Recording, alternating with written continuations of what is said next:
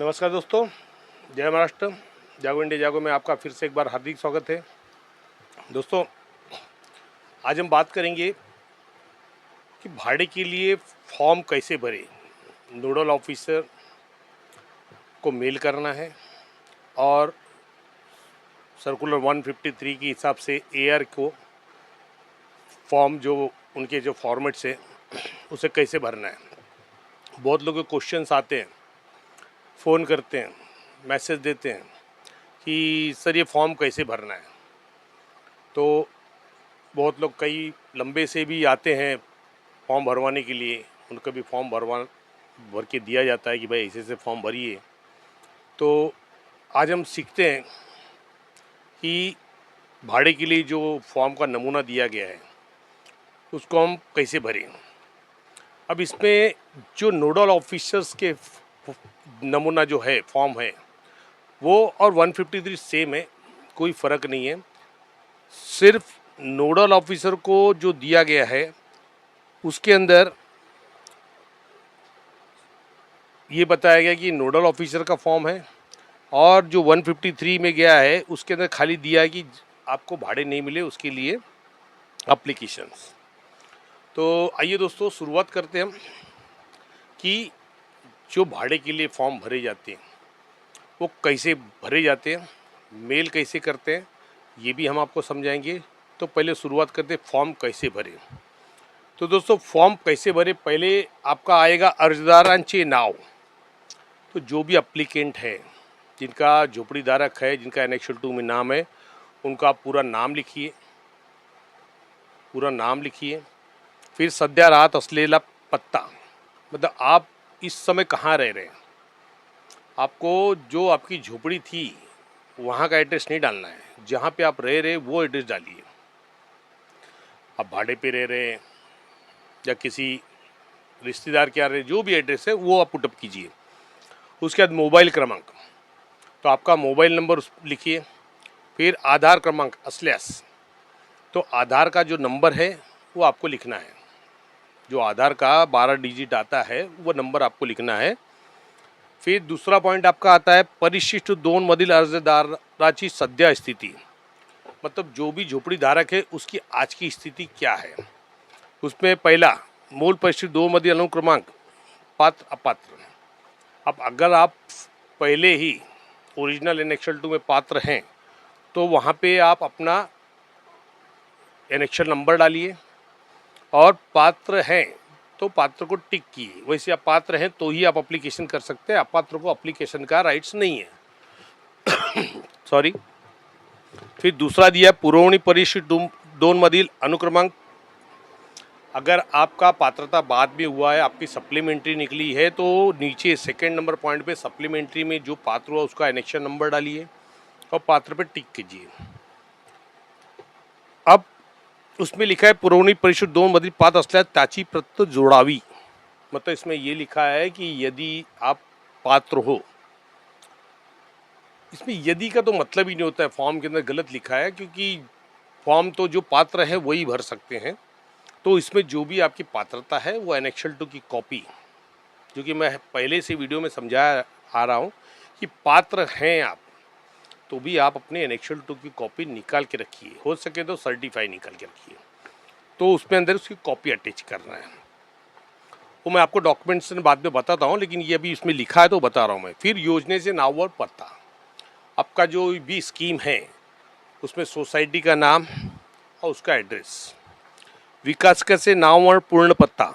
अब जो डेवलपर्स है उसका नाम, मतलब आपको डेवलपर का पर्सनल नाम डालने की जरूरत नहीं, जो कंपनी का नाम है उस कंपनी के नाम से आप पुटअप कीजिए। जैसे मैसेज चौहान हाउसिंग डेवलपमेंट लिमिटेड या XYZ। उसके आगे उसका जो भी एड्रेस, अगर आपको उसका एड्रेस नहीं मालूम है तो साइड ऑफिस जो आपका एड्रेस है जहाँ पे उनकी ऑफिसेज होती है वहाँ का एड्रेस डालिए। फिर झोपड़ी तोडल्याचा दिनांक, दोस्तों ये बहुत इंपॉर्टेंट चीज़ है। आज बहुत लोग ऐसे होते हैं कि उनकी झोपड़ी कब टूटी इनको पता ही नहीं। आपने घर कब तोड़ा या कब सरेंडर किया ये आपको बराबर आपको लिख के रखना है, आपके माइंड में लिख के रखिए, आपके कहीं डायरी में लिख के रखिए, क्योंकि आपको भूलना नहीं है। क्योंकि आज हमारी झोपड़ी 2017 में टूटी, लेकिन मुझे आज याद है कि मुझे किस दिन टूटी है, किस दिन हमने सरेंडर किया है, ये हमें याद है। तो झोपड़ी तोड़ल्याचे दिनांक ये आपको जरूर याद रखना है और इसमें लिखना है कि आपकी एक्चुअल में झोपड़ी किस दिन टूटी है, क्योंकि इसका क्या मीनिंग है मैं बाद में समझाता हूँ। फिर छठा नंबर, भाड़े करार करण्यात आले आहे का। अब उसमें छठा पॉइंट में दिया है कि क्या आपका रेंट एग्रीमेंट बिल्डर के साथ हुआ है या नहीं। तो अगर हुआ है तो होय म्हणजे यस कीजिए, और नहीं हुआ है तो नाही, उस पर टिक कीजिए। असल्यास करावाच्या दिनांक व ठरवण्यात आलेल्या भाड्याचा मासिक दर। अब उसके अंदर आपका एग्रीमेंट नहीं हुआ है तो यहाँ पे जो भी कॉलम दिया हुआ उसमें आप NA कर दिए, नॉट अप्लीकेबल। मतलब आपका जब एग्रीमेंट नहीं हुआ है तो आपको वहाँ पे लिखने की जरूरत नहीं है, तो उधर NA कर दीजिए, नॉट अप्लीकेबल, और डैश भी मार देंगे तो भी चलेगा। अब आपको 7वें नंबर पॉइंट से आपको ध्यान देना है, आपको क्या भरना है और कैसे भरना है। 7वां नंबर पॉइंट आहे, करार झाला असल्यास विकासकाने पूर्वी भाडे दिले असल्यास कोणत्या मासिक दराने दिले त्याचा दर। अब दोस्तों बहुत जन क्या करते हैं, इसके अंदर डायरेक्ट भाड़ा लिख देते, इतना भाड़ा दिया। नहीं दोस्तों, ऐसा मत लिखिए, ऐसा नहीं लिखना है। अब आपको इसमें पूछा क्या जा रहा है कि जिस दिन आपका एग्रीमेंट हुआ उस दिन से बिल्डर ने आपने कौन से रेट से रेंट दिया हुआ उसका डिटेल दो। तो इसमें आपका पहला आएगा रुपए, तो रुपए में आपको टोटल अमाउंट डालिए। जैसे बिल्डर ने 15,000 से रेंट दिया है, 12 महीने का कितना होता है, 1,80,000। अब उसमें लिखा है प्रति माह, तो प्रति माह के यहाँ पे डालिए 15,000 रुपये। मतलब यहाँ मुझे टोटल अमाउंट 1,80,000 दिया और पर मंथ 15,000 के हिसाब से 12 महीने का 1,80,000 हुआ। तो ये आपको वहाँ डिटेल डालना है पॉइंट नंबर 7 में। अब पॉइंट नंबर 8 में आते हैं। तो पॉइंट नंबर 8 में मागील भाडे कोणत्या महिन्यापर्यंत प्राप्त झाले आहे त्याचा तपशील। अब आपको यहाँ पे ये लिखना है कि ये जो पिछला भाड़ा, लास्ट भाड़ा आपको किस दर से मिला है, किस दर से मिला है वो आपको लिखना है। अब समझो डेवलपर ने आपको 15,000 भाड़े दे, 5% जो रूल के आपको बढ़ा के दिए 15,750, अरे सॉरी 1,89,000। तो आप लिखिए उसमें त्याचा 1,89,000 और उसके आगे लिखिए 15,750 रुपये, बराबर है। ये आपको डालना है 9वें पॉइंट में। 8वें पॉइंट में आपको दिया है कोणत्या महिन्यापर्यंत प्राप्त झालेला है। अब उसके अंदर आपको जो भाड़ा है, अब यहाँ से आपको झोपड़ी दिनांक आएगा दोस्तों 23/6/2016। तो भाड़ा आपको 23/6, अब जून आ रहा है, अब भाड़ा कभी भी आपको आए, अक्टूबर में आए, नवंबर में आए, दिसंबर में आए, लेकिन आपका जो भी 12 महीने का जो रेंट 11 महीने का जोड़ा जाएगा 23/6/2016 से जोड़ा जाएगा। तो इसमें आप डालिएगा, समझो 2018 में आपको भाड़ा मिला तो 23/6/2018 तक मुझे भाड़ा मिला है। आ रहा है समझ में कि मतलब भाड़ा भले आपको जून में नहीं दिया, आपको जुलाई अगस्त में दिया है, लेकिन आपका रेंट वहाँ से जोड़ा जाएगा जिस दिन आपने खाली किया है। इसके लिए मैंने बोला ना कि इम्पोर्टेंट है, उसको याद रखिए किस दिन आपने झोपड़ी तोड़ा है। तो यहाँ पे आएगा 23/6/2018 तक मुझे भाड़ा दिया है। अब उसमें 5% बढ़ाया है तो उसमें समझो 1,89,000 आया। तो आप रुपए में लिखिए प्रति माह कितने हैं, 15,750। क्योंकि ये जब आप लिखेंगे तो उसमें आपको पता चलेगा डेवलपर आपका कितना महीने का इंक्रीमेंट कर रहा है, जो 5% रूल के हिसाब से है। तो इस चीज़ को आपको समझना पड़ेगा। अब 10वें पॉइंट में आता है अर्जदार बैंक खात्याची माहिती।